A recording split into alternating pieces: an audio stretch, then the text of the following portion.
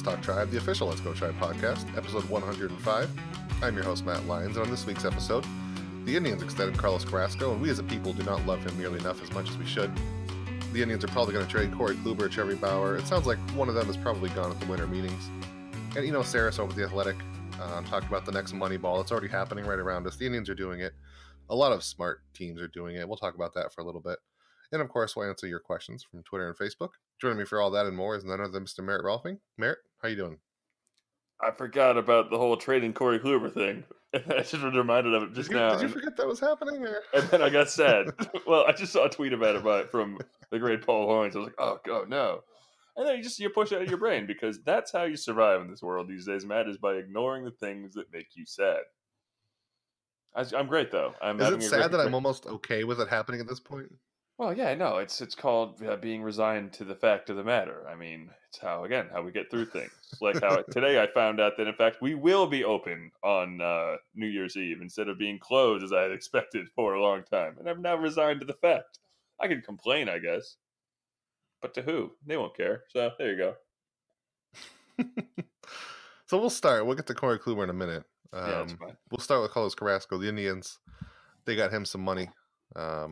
I guess maybe not as much as he could probably get if he was a free agent, but they extended him through 2021 and 2022 and 2023 with a vesting option. So they're going to have him for quite a bit. That's pretty much all of his mid-30s.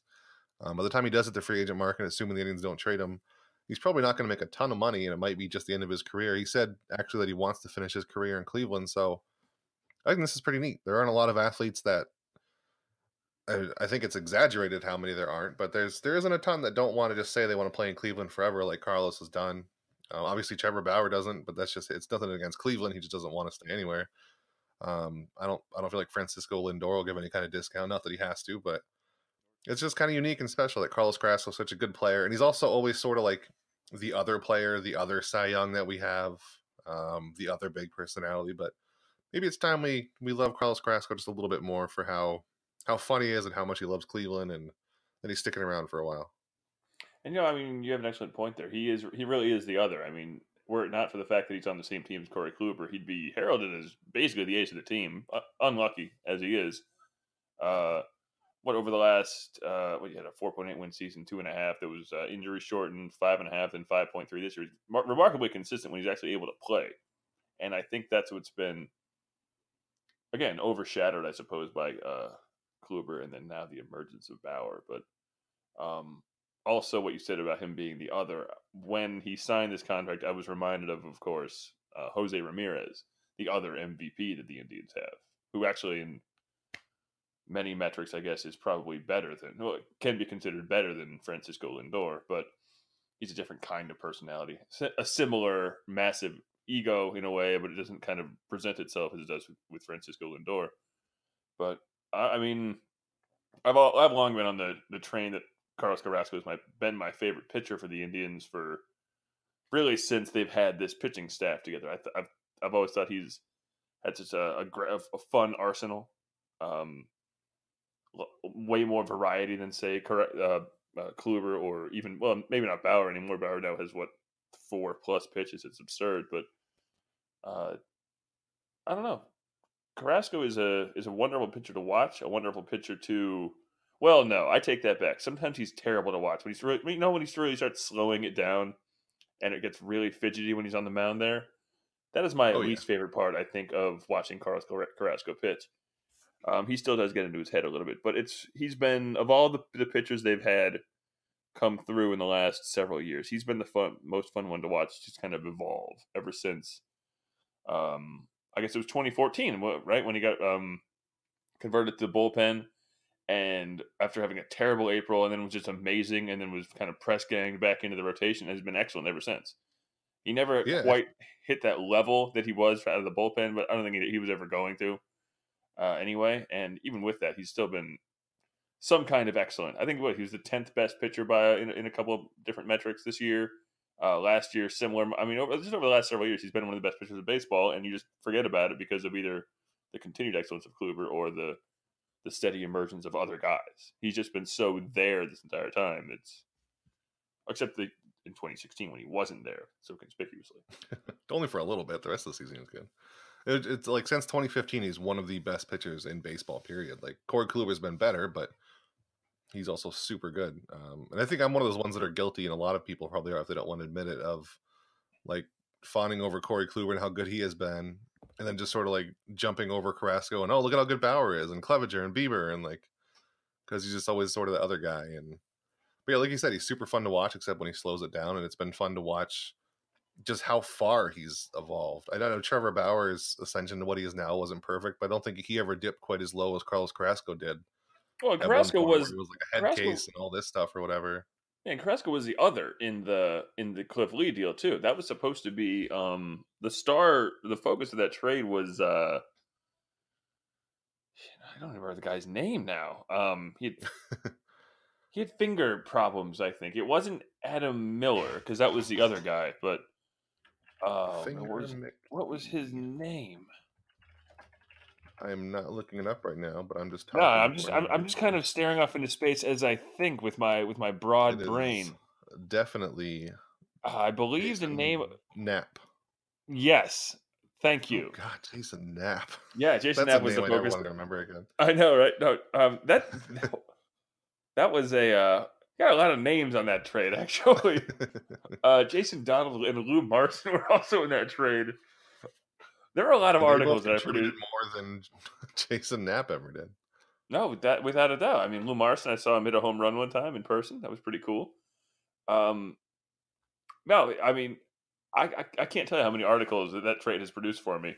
Writing whether he or the previous websites I've written for, because I mean Lou Marson was great in his own way. Jason Donald always told me he was going to be great and never was. And of course Carlos Carrasco, who again he is of all of the four big ones they've had. I think my favorite, the one I've spent the most time on, probably like making a point to watch all their starts, actually would probably be Mike Clevenger, just because last year in 2017, I tried to watch every single one of his starts and kind of pseudo document it and kind of watch his growth. But Carrasco is definitely the one that in my own eyes was always appointment viewing, simply because he was. I just enjoyed the way he mixed pitches and seeing how he went from game to game and featured one pitch over another over another. It's almost like he was some days experimenting with like, maybe my changeups will be the pitch today, or I'm going to try and throw more sliders. Doesn't work out. Suddenly I'm terrible. Well, I'm going to throw more curveball, because his curveball has been very, second best curveball on the team. Now probably the third best slider. Second best changeup probably. Again, just a myriad of ability, and when he's healthy, once again, he's a legitimate ace and one of the best pitchers in baseball. And now he's going to be in the Indians for quite a long time. And I just have to reiterate, I think it's very funny that the two guys that they're going to be able to keep around for a long time are the others, and just got the guys from out of nowhere. I mean, not to say that Corey Kluber wasn't out of nowhere, completely out of nowhere as well. But I guess you could lump Bauer more into that. He was a first-round pick. So was Francisco Lindor. Both of them are more than likely to leave as soon as their arbitration years are up, whereas the other guys who are in the rotation or on that side of the infield are going to be sticking around for a long time. And the fact that that's not a problem, I think, is really, really neat. I'm just going to say, I don't know how Carrasco can get any better. We've probably seen his best. I mean, he'll be 32 in 2019, but he also does have that kind of mix of that style of pitching, I suppose. That could, I would hope, at least carry him into a gentle autumn of his career, I suppose. And I think we also have to be fair to Corey Kluber that he technically did sign a contract to be with the Indians. I think almost as long as Carrasco's is. Yeah, Like no, he'd be it's 34, 2021, 35. I think. Yeah, Yeah. So yeah. I mean, he also wanted to be in Cleveland forever, and he's also super good. And I don't Well, think he that's has the quite the problem. fun. Yeah. He was too good. Too many accelerators in his contract. The bastard was too damn good at his job, and Should now have he's slowed down, Kluber. forced his way out of Cleveland. The fool. And then my last thought on Carrasco was just that you can't really ignore just how funny he is, like even when he's not pitching. It's the grabbing the microphone and just calling games when he strapped a cooler to his head to mock Trevor Bauer. He dressed up as I think it was after he got his. Was it after he became a citizen? He dressed up in all America stuff one time in the dugout or in the clubhouse. So I don't know. The guy's just fun. He's like everything about every player I like, but I've always just sort of almost overlooked him from to this point, which probably shouldn't happen anymore because he's super good and he's going to be here. I would hate if they traded him towards the end. I would think he's cheap enough now that almost no matter what they could keep him unless some other team really wants him for how cheap he'll be in the last couple of years. But He also has terrible facial hair, so he's got that going for oh, him. how dare you? That is fantastic facial hair. There is no other facial hair I want him to have. Oh, well, no, it's iconic at this point. It's like Anthony Davis's eyebrow, but I mean, it doesn't make it good. It just makes it what it is, I guess. I'm curious to see where he ranks in complete games in the last several years. Yeah, so since 2015, he has the sixth most complete games in baseball, which is again another thing you really think about. That's the thing you think about with Corey Kluber, who has twice that many since 2015. But he has 14 compared to Carrasco's 7. But even with that, I mean, Carrasco he's just demonstrated durability and absent some freak accidents. Obviously, nothing's ever happened to him that would make you like worry about his arm or whatever health, except for the fact that he had Tommy John surgery, which always makes you worry. But hey, he's an Indian for a while now, and when Bieber starts his meteoric rise and Clevenger becomes full time ace, Carrasco will be the number 3 in the rotation, just like he is now, and they'll win another World Series. So that's pretty Oh, good. that poor guy. I do feel bad Yeah, for him. But on the subject of Kluber and Bauer, now that we're in the winter meetings, the first day was today or yesterday, depending on when you're listening. Well, you're not listening to this now, so yesterday was the first day of the winter meetings. In the past, I think there's been a little bit of action on day one, but not a whole lot this time around. The Royals did sign Billy Hamilton, so go them, I guess. great Um, signing, I think. I mean, just for that outfield, I got in all honesty, that's a huge, stupid outfield, and you need people who really go and get it there. So I mean, no one's better at going and getting I mean, it did than him. nobody else want Billy Hamilton at all? Like, No, why would you nobody sign him else for wanted. him? I totally understand why, because no one else wants him. I mean, he's got a declining skill set in a game that has passed him by. Well, still, I It's think just he's that going to be one where, like midway through the season, somebody's going to trade him or trade for him just so they can use him in like pinch running situations in the plawhiffs. that's true. That's like Yeah, all he's you need someone him who for. You don't need to pay for him for a whole season. Just send the Royals a couple single A prospects, let them do what they want, and you got your speed guy for the playoffs. So yeah, exactly. that's Yeah, my I mean, theory, which is I smart think, for the Royals to do. But and that's how any rebuilding team should do it. I mean, that's why I was always yeah, they impressed did it by with it. Mike Moustakas last year too. Yeah, and that's why that's one of the ways that the Yankees were able to accelerate their rebuild too. They signed all those relief pitchers and traded them. Why are you Uh, complimenting the Yankees on this Look, podcast, they're a man? well-run What are team. you All right, doing? I'm just saying. I was always I always thought I mean that should be a tactic for any team trying to rebuild is sign a bunch of relief pitchers, see which ones work out, and then grab some contenders, good prospects. Because apparently the rule is you can only trade all your good prospects for mediocre relievers having a good year. The Listen, I know you're the Yankees big shot at beyond the box score over there, but you don't need to be praising the Yankees just because you're big time now. I mean, Hey, listen here. All right, some of us only write about one team. Hey, real recognize real or whatever. All right. I also wrote about the Mets last week. So what do you want from me? So Corey Kluber, Trevor Bauer, one of them's going to be traded. It sounds like the latest rumors are really heavily leaning towards the Dodgers and their number one overall prospect, whose name I just forgot as I was saying it. But basically, the I'll gist of what look it up. the Indians want is a top flight outfielder, it seems like, because also Corey Ray from the Brewers, they seem to be wanting, who isn't quite as good as the Dodgers guy, whose name I can't remember. Um, but I'm assuming they'd also want somebody in the majors now, like Yasiel Puig from the Dodgers, Cody Bellinger, if they can squeeze him away, or even, I don't know, to be a really good reliever. But it sounds like they're just trying to fix their outfield now and in the future with this one trade, which is if you're going to trade Corey Kluber, that's like what you have to do. And I don't think this deal, like a lot of Indians fans that they're freaking out about it, it's understandable. They just don't want to lose Corey Kluber because he's Corey Kluber. We talked about it last week. We get it, what's happening. We hate it, but it's happening. But then the opinion from like people outside of the Indians is just that the Indians are being cheap just because they're trading away Corey Kluber. But then in the same breath, they also note that the Indians could easily just not take his option in 2020 and 2021. So it's not even like that much of a financial, like they could just not take his option if they want. They're trading him now because it's smart to, regardless of how much he's being paid. Because this is when you trade him, you don't trade players in the last year of their contract anymore. Nobody does that for half a season of a pitcher. So they're doing it now to get the most they can. If they can repair their entire outfield with one player, listen, as much as I love Corey Kluber, like you were just saying, they have Shane Bieber, Mike Clevenger. They'll still have Trevor Bauer. They'll have Carlos Carrasco. They'll have our big sweaty son, Cody Anderson, Oh man, I can't maybe. wait. Hey, just you wait. Adam His Plutko. return will be glorious and dominant, or at least fine. But I mean, they got plenty. They don't. I hate to say they don't need Kluber, but they can win without Kluber. I think, which is kind of sad to say, but it's true. They need an outfielder probably more than they do another A's pitcher. I mean, yeah, well, But I if don't the know. deal ended up being like, yeah, the name was Alex Verdugo, by the way. That's the one. Uh, yeah, if it were him, Puig, and like Jock Peterson, I'd take that deal. I'd Oh be yeah, sad probably, but again, that's two major league outfielders. Suddenly, the Indians would have two major league outfielders on their roster. Pretty good. that's Uh, two more than they have now. two more than they have right now.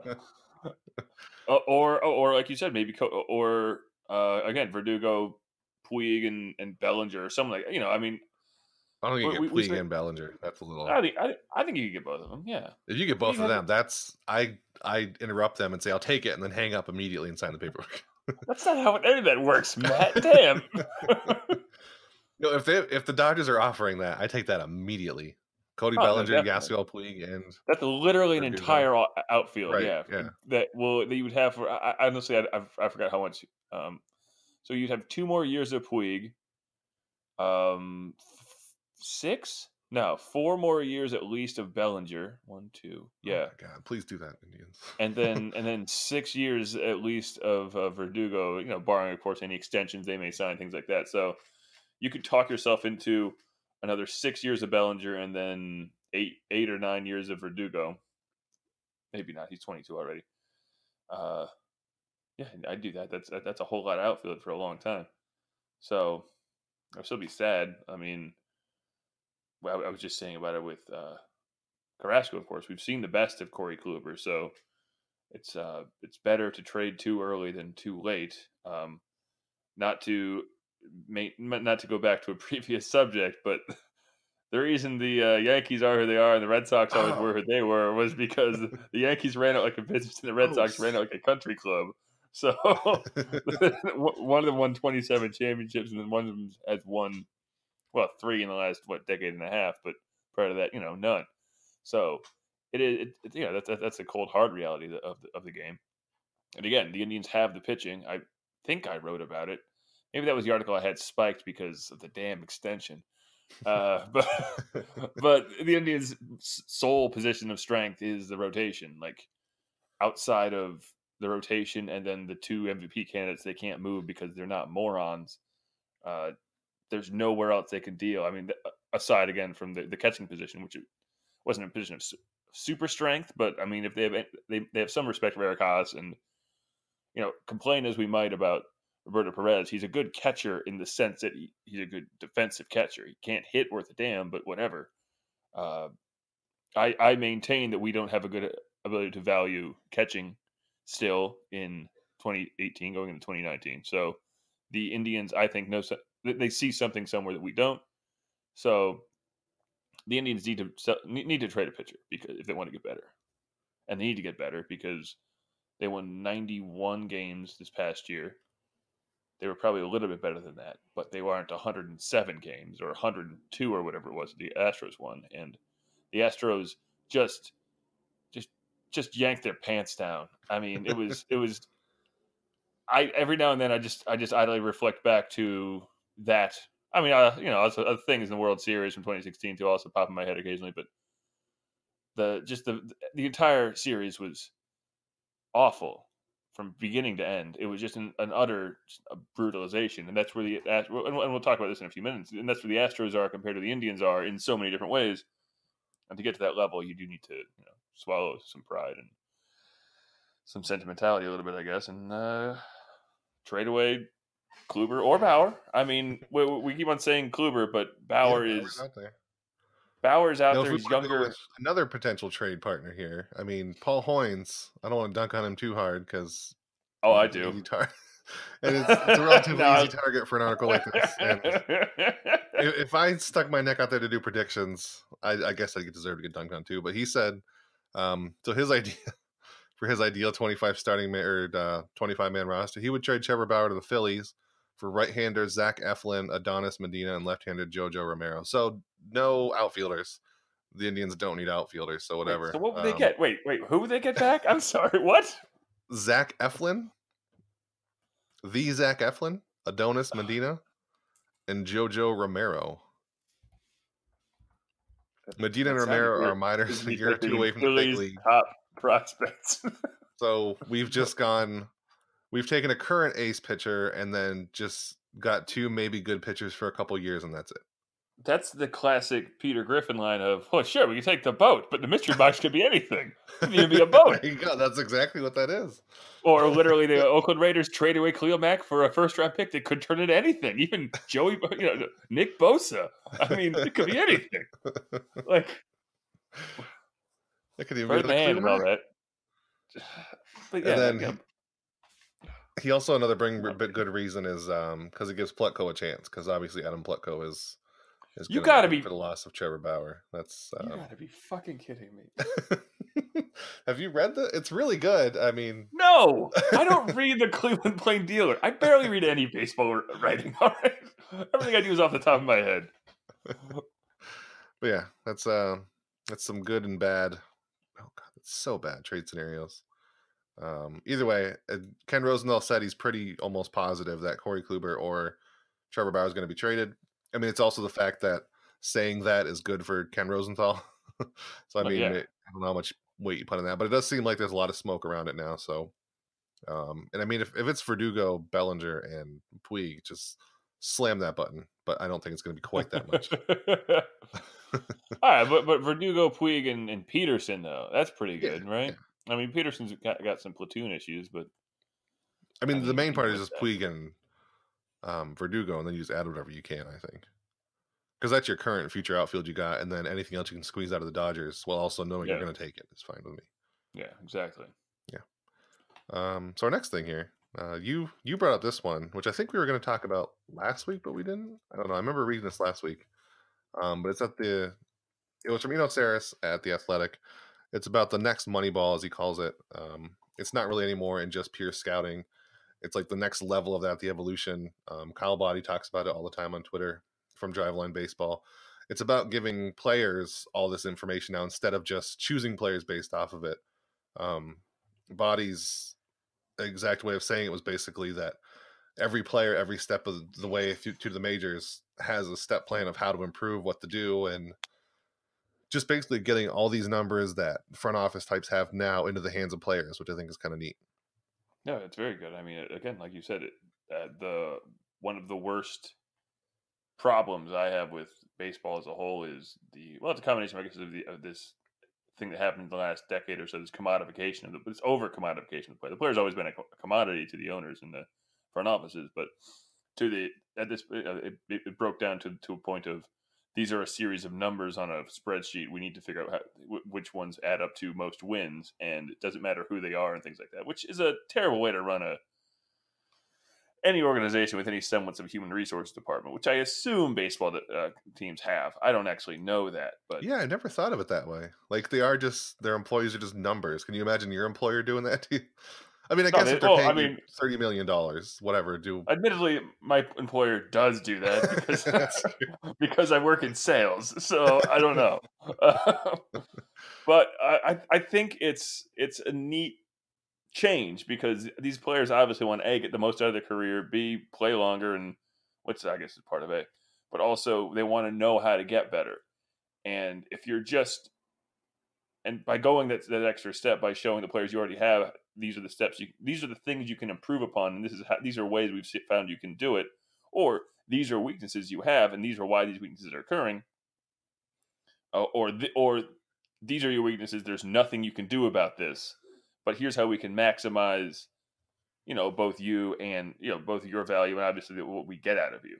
Like one of those things I've read about, like the fact that the Astros, for instance, have all those those insanely slow mo cameras all around their park, right?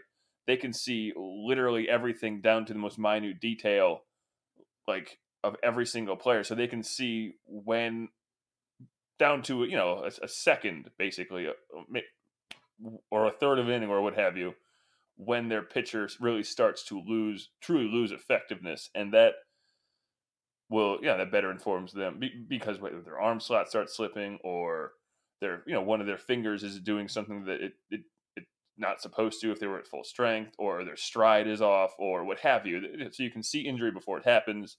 You can see, break it down before it happens, and that helps obviously the team.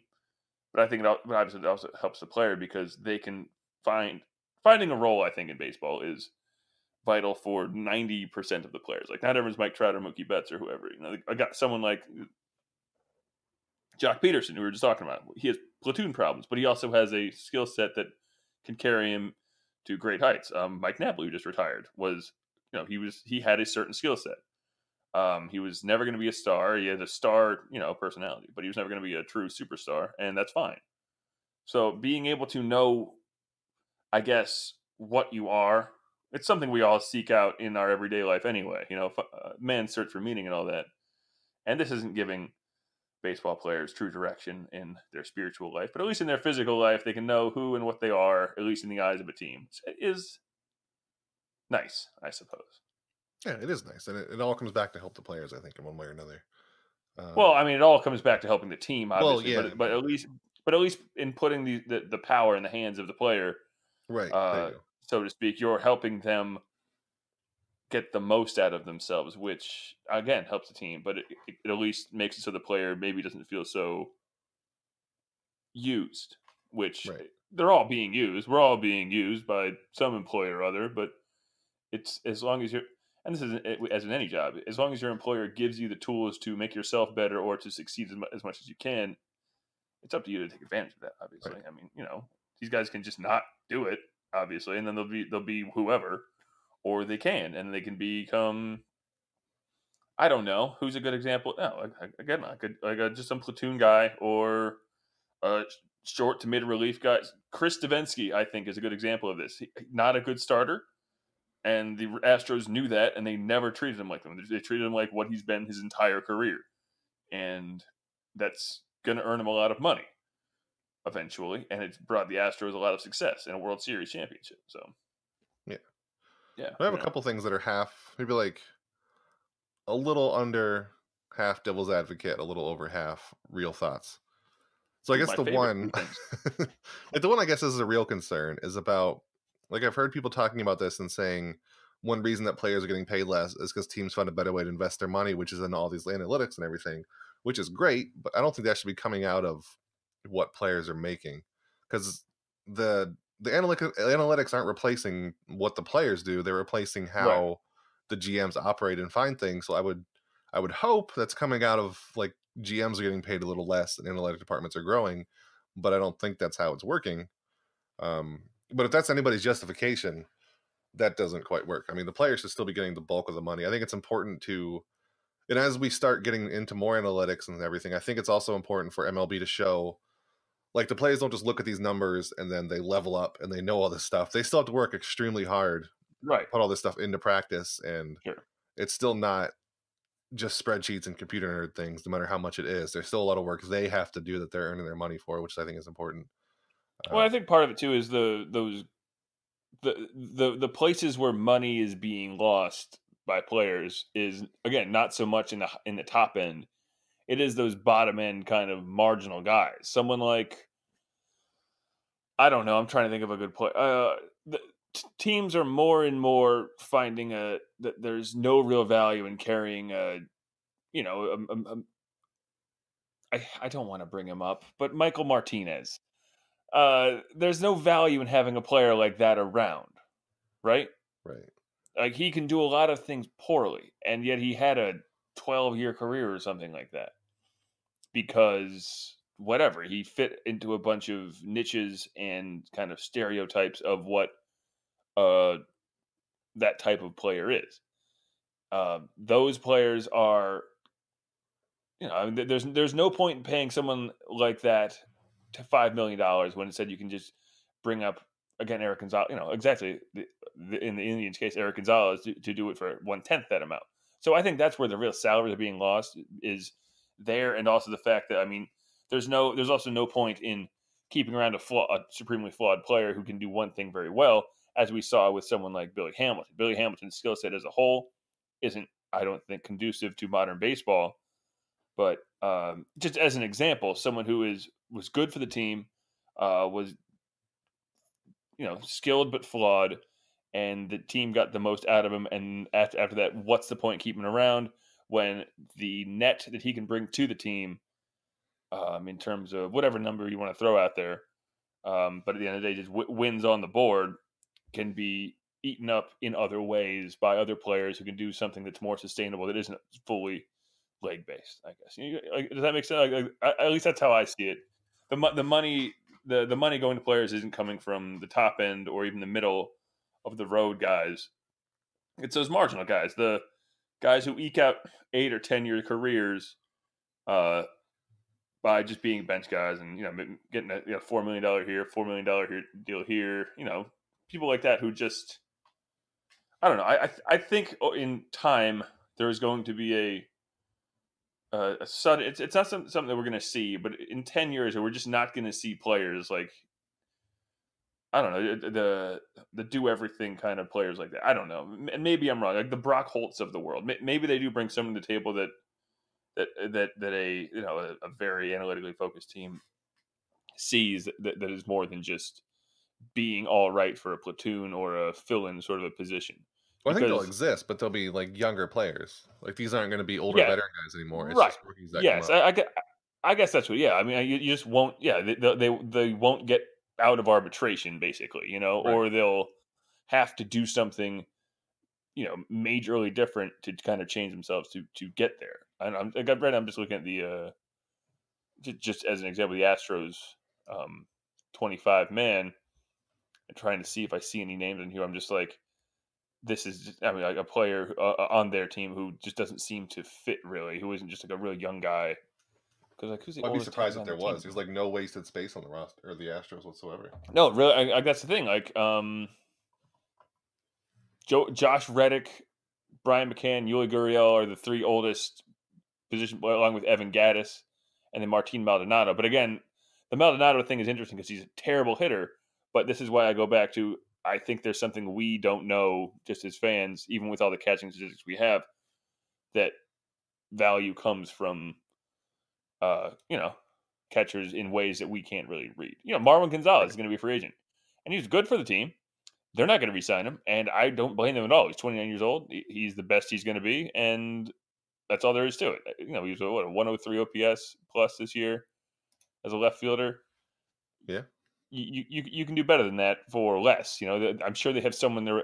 Yeah, they probably have someone in their what do you call it, in their farm system that can do exactly that for way less. Yeah. And then not to reiterate the I same don't thing we always bring up with this, but I mean, you got to pay those players eventually when they're younger. You can't keep looking forward to free agency. Like pay them when they are good. Like find a way, like up the price of arbitration, have the audacity to Yeah, treat minor league players as people, something like that. Somewhere between, you got to pay the younger players a little bit. right. No, exactly. I mean, hell, I mean, it's a little disgusting at times to talk about this, that when the average American does not make, and it will never make $1 million in their lifetime sometimes. But like if the minimum for these guys deserve fair play for fair pay, Yeah, for well, fair when everybody brings whatever, that blah up, blah blah. like these players make so much more than me. How am I supposed to feel bad for them? It's because like whatever they're not making is just going into the pockets of somebody who makes even more money than them. That's Yeah, like and also they're way better at what they do than I'll ever be at anything. So I mean, or at least it's in the market. But like you said, yeah, I'd rather they make the money than, right. I don't know, whoever the hell owns the Astros at this point, Yeah, random rich guy, I don't even know. Yeah. yeah. So So yeah, my other minor thing, which not to get too old man yelled at clouds of here, because I love analytics, I love using them, I love the way baseball is going, but part of me misses the fact that we'll never have like another. I don't know how to describe what I'm thinking of. Just like old school guy just comes up and just knows things, and like I just want to see two players who just like playing off experience and they're just old and know what's going on and playing and not based on just all the analytics they have. Like I think it takes away a tiny bit of personality, maybe, that everybody has the same numbers, and I don't know. This doesn't make any they're sense. It did in my head. no, I mean, I kind of see. It's just there's the one positive to it all that we can always remember is, well, there's one goal at the end of every baseball game is to score more runs. There's more than one way to do it, even down to swings. Like one thing you always notice if you watch like Japanese baseball is they all have almost the same exact swing because they all learn in the same exact way, which is very interesting. Like it's very differently taught there. I guess just the way the way they learn the game. Whereas it's I don't know. Don't you feel like we're narrowing that down here now, though? Like, we're slowly getting down to, like, the one correct way to play that's my Well, biggest fear is that we get I to the one I right way to think do everything. I think we were going there, but there turns a point where there isn't any one way of doing things. Like just because you see how so many different guys succeed in different ways, just across the board, it's. I mean, it's. I don't know. It's hard to like. Yes, they all at the end of the day want to have a slight uppercut to their swing to put more loft in the ball to get it over the fence, but whether it's how they stand in the box or how they how they get the bat to the ball, you know what I mean? Like all these guys do have different physiologies.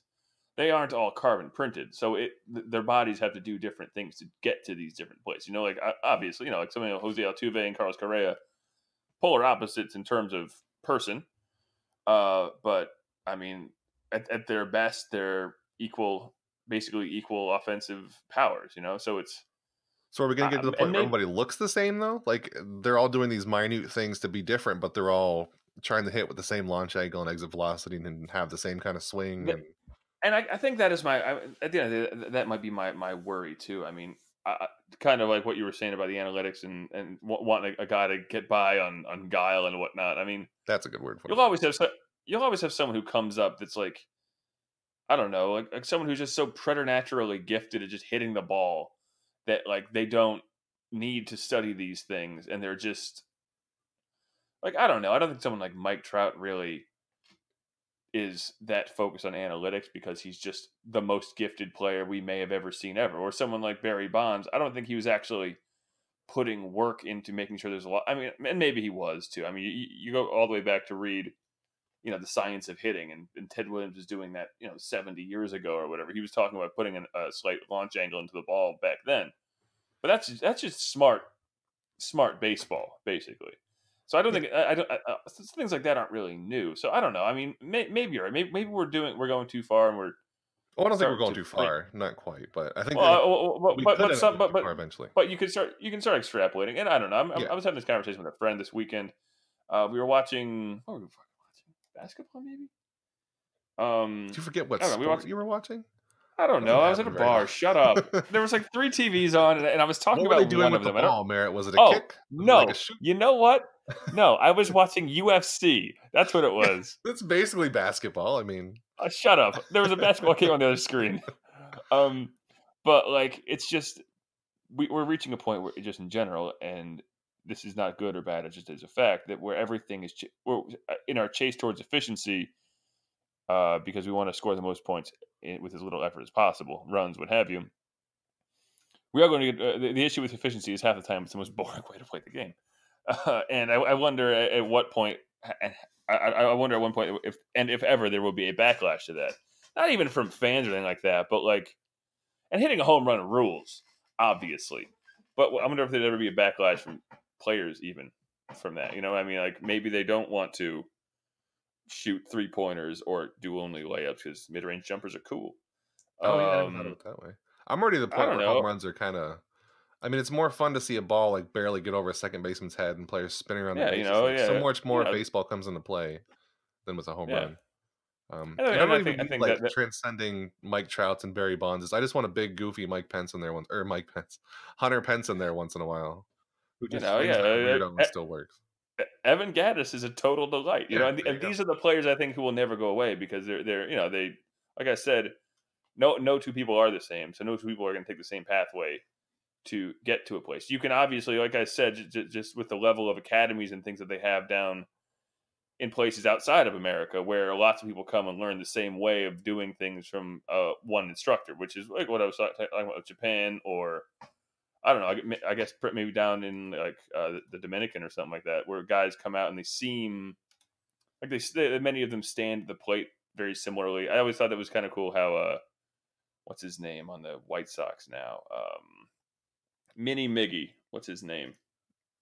Jose Abreu. Avisail Garcia. Oh yeah, He had, who's a free he had agent the now. same he had the same stance and everything in the box as Miguel Cabrera, and I just thought that was all very neat. Like they just kind of I don't know whether that's copying or learning from an academy or what have you, but I don't know. I guess my whole point is that the fact the game is still played by humans, and humans are all incredibly different, I think will at least lend for some variety in the game. Yeah. There will come a point, of course, where we just start cloning people, and then we got robots versus clones, and then it's begun the Clone Wars have, and Everybody with there baseball you have bats it. fighting each other. And I guess having said all that, I mean, I have noticed that a lot in like younger guys who came through America's systems too. Cody Bellinger's style seems very similar to other players I've seen. Yeah, maybe that's not terrible. Maybe I don't know. it's just better to watch better baseball players. That's why I don't think it's ruining the game or anything like that. But I think it's ruining the game, is baseball is what I'm ruined. saying. That's it. Baseball is canceled for the winter. Winter season over. Oh no, what do we do? So every Monday, we ask everybody on Facebook and Twitter for your questions, things we can answer. In the off season, ask us anything. Good little answer anything. Butt is sore. Help us fill some time. Ask us how sore your butt is. We'll tell you. So at Slang EUG, it's the best way I can think to pronounce it. Thanks for the question. He asked, could the loss of Corey Kluber to stabilize the rotation and away the loss of Brian Shaw through the bullpen in the disarray? Did we answer this one last week?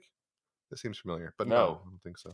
I think it had something similar last week, but no, I don't think that's how it works. I don't think Brian Shaw leaving threw everything in disarray. Even if it did, I think bullpens are more. I don't think either of them are really that dependent on one person setting things up, but maybe bullpens are a little closer just because the multiple ones come in per game. But I don't think Corey Kluber, just the mere act of him leaving, will throw the rest of the staff in the disarray, unless he really is like a really, really good leader that everybody follows. But I think most of these pitchers are good independently. I'm sure Corey Kluber helps, but I don't think he's keeping everything together quite like that. In 2018, Brian Shaw had a 5.93 ERA. He allowed 11.5 hits per nine, which will happen. His home run rate leapt massively. He walked a ton of people, and he was generally terrible. He actually was worth negative 1.1 wins above replacement. So he was great. He was worth 1.1 wins below replacement. WBR, my favorite statistic, which is a long way of saying bullpens are stupid and don't ever trust them. The fact that the Indians had someone like Andrew Miller and Cody Allen and Brian Shaw, for that matter, be so consistently great for so long was a fluke and something that can never be counted on ever. I mean, even look at the bullpen of the Astros. It was pretty good, but wasn't as good as it was the year before. So, no, and plus, I don't know. It's hard to think that losing... Because one starter has no impact on the other starters, right? Well, I mean, not like in a game-by-game basis, but just thinking of an everyday workplace kind of thing. Like if you have one guy who's really good at everything and maybe he's helping other pitchers out, they're following his example, that kind of thing. But not that huge of an example. Not enough to throw everything out of destabilize it, as he said. Yeah, no, I don't. I think it'll be fine. I think it'll. I don't know. I mean, who knows? Something locker room. Something. I mean, if anything on the field, it'd be Yan Gomes. Trading him would have a bigger impact, right? Because you're losing. Yeah, right. You're losing a catcher. You're losing a guy who several of these pitchers kind of have grown up, throwing to. They all, but even with that, it's not like even like it's going to be a big breaking in period because they with what's his name, Perez, because they all threw to him for all of 2016 as well, and Bauer for one throws to him every game anyway. So I don't know. It won't be cool. I think that's the fact of the matter. Well, the Indians will be in some ways worse off because they won't have a two-time Cy Young winner, but at the same time, he's going to be 33. So, I mean, yeah. Again, what was the title of last week's episode? Yeah, that. I get it. I just hate it. It's stupid. Yeah. So our next one, at Futorius, he wants to know, do the national broadcasters realize they're damaging the long-term health of the game by fixating on 4 to 6 teams? Should MLB interpose some coverage diversity terms when the networks re-up? I think it's a hard to swallow pill that focusing on the most popular 4 to 6 teams is probably a better idea than showing the Marlins more often. I mean, I get it, being an Indians fan, you want them to show them more, but I mean, I don't think you can argue with MLB wanting to show the Yankees and Red Sox. Wasn't like the biggest playoff series in a long time for them just because it was those two teams and over the Yankees and Indians and Astros. So, I mean, it's really annoying as a fan of one of the smaller teams and maybe as a team in or a fan in any of the city that isn't like the big 6 or whatever it is. I don't think it's too terrible, especially with how much teams are like forming into just a handful of super teams every season now. They're just going to focus on those teams now. Like they're not going to show the White Sox or Royals or Tigers every week. There's no reason to. They're going to focus on the teams who are really good and who are really popular to keep driving popularity to them to get more ads, and that's what they do. I mean, there's the point that you want to say like these there's massive diversity of talent just across baseball right now, but uh, the fact of the matter is a lot of this young talent is kind of on shitty teams. Yeah, Like, Angels. all right, so yeah, like the Angels have the best player in baseball, and I don't want to watch the Angels that much. I'll tune in once every 2 to 3 innings. I really try just to watch Mike Trout. I really try it. It's so bad. It's I painful. just, I mean, outside of him and Anderson Simmons, they're just trash, man. I don't enjoy watching. I don't know. I saw enough of Justin Upton when he was in the Tigers. I don't find him aesthetically pleasing as a. Actually, never mind. I take that back. I think he's a neat home run swing. Um, but like it's like you said too. Like people talk about how like the NBA does a great job of showcasing like a lot of non large market teams, but I mean the Lakers are going to be on TV more than ever this year. LeBron James is there, obviously. Then they're going to show the Warriors a ton. You're, I think that the Kings are on TV like twice. I think that you never see the Pelicans very much, and they're going to show like the Raptors a lot. They're never going to show the Knicks get some weird play, but they get some like a almost a half-hearted like salute basically. So I think that cameras are always going to follow the talent to a degree. I do think I kind of agree with the uh, um, question asker focusing on teams like the Red Sox and Yankees too much. I think it is. Honestly, I think it is a little bit not good for the game because again, there is talent elsewhere. I do think the Athletics deserve more attention for so many different reasons. There's 3 eminently watchable teams in the NL East. Probably 3 good ones in the Central in the NL. Once the Cardinals sign Bryce Harper, that'll be very neat. Be a hell The of a team. Cardinals are going to sign Bryce Harper. Is that an official Listen, declaration from I don't Barrett know. Rolfing? Yeah, it keeps on happening. That will be the show to me, so I just assume it's going to happen. And then yeah, and then I don't know. There's some teams that I do agree. I think they deserve more attention. Rockies deserve more attention because that's a Yeah, fun they're team to fun. watch. They're good. They have cool uniforms, and everything's weird there. And then outside of What that, more do you I need? mean, Cool uniforms and everything's weird. yeah, damn dog, come on. What up? Like no one wants to watch the Padres or the Giants or the Diamondbacks or the Rangers. God, the Rangers are bad, or the Angels or the Mariners. So that I mean, half the I mean, teams that are is a cut lot out. of teams you just named that nobody wants to watch, And and you're completely and, right. Is the and, problem? and as I look at, like, there's most of a division with this AL Central. No one wants to watch those teams. 4 of them are rebuilding. If Right. it weren't for the fact that 2 of them were super bad, we would have had 300 lost teams in one division, which I don't think has ever been done. I could be, I don't know, but I think it's damaging in small ways over time, and I think the powers that be could do well to focus on teams like the Rays or even the Indians more. The question is, how do you do that? No one really cares about what's going on outside. The Rays are such a I mean, weird in between because they're new and unique, but they're bullpenning, which is so unesthetically pleasing. Is that a word? Unesthetically? I don't know. aesthetically not There you pleasing. I go. don't know. Unappealing. Yeah, Unappealing. Aesthetically unappealing. unappealing. There you go. There you go. But well, and then the other question is too, like how do you highlight them by playing them on Saturday afternoon? I don't know. Where I mean, nobody that's the will thing. watch, and then they'll be like, "Nope, not Like doing that again." like I guess Sunday night baseball, yeah, that's fine. Saturday afternoon baseball, but like during the week, they don't. There's not much they can It's do. hard to do. Baseball is just such a regional game. It's a game. It's I don't know. It's such a weird thing to say, but it's just a hard game to kind of That's kind of a do. cool thing, I think, too. Like with baseball, you're in your own little silo more than any other sport. Like football, everybody's all up in your Right. stuff because they have a week to look at everything. But like Yeah. nobody can keep up with every team all year long. So you pretty much always know more about your team and feel closer to your team, which that's one of the things I've always liked about baseball since I was little. Like you had the Yeah. minor leagues, you had the major league teams, all these things like you knew about and you could master more than people who didn't follow your team. Right. I mean, and that's what I mean. And for baseball, wieners like us, we get excited when something weird and new happens out with the Mariners or something, and we actually get to see it because we're up at fucking 1 a.m. for some dumbass reason. Damn, I loved living in the Central Time Zone. I watched so much weird late baseball. Oh man, I remember when I was unemployed, I watched so many Angels games. Yeah, it was great. But never Padres games. No, I No, don't think I've ever nobody watched a has. Padres game, a Nobody home has. Padres game on purpose. I don't think those are games that people don't. I don't think they actually happen. I might know they have Francisco Mejia a little bit, but that's about it.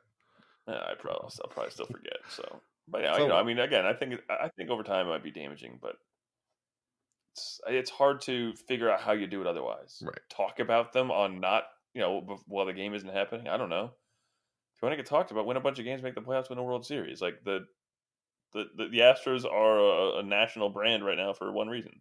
They're cool uniforms. Clearly, obviously. Yeah. So our last question this week is going to be from @Zachary Zabo. He wants to know what's the best return hopes for Kluber or Bauer? Can Kipnis be coupled with one of them to dump a salary? If the Indians dump all the salary, is there a free agent they should target? Um, so the main thing I want A lot of to, I It's know, like 9 I questions. mainly This asked dude's this for cheating. one main thing about coupling Jason Kipnis because I don't know of a return for Kluber or Bauer. I think we talked about it. Get that return from the Dodgers. There you go. That's my answer to that.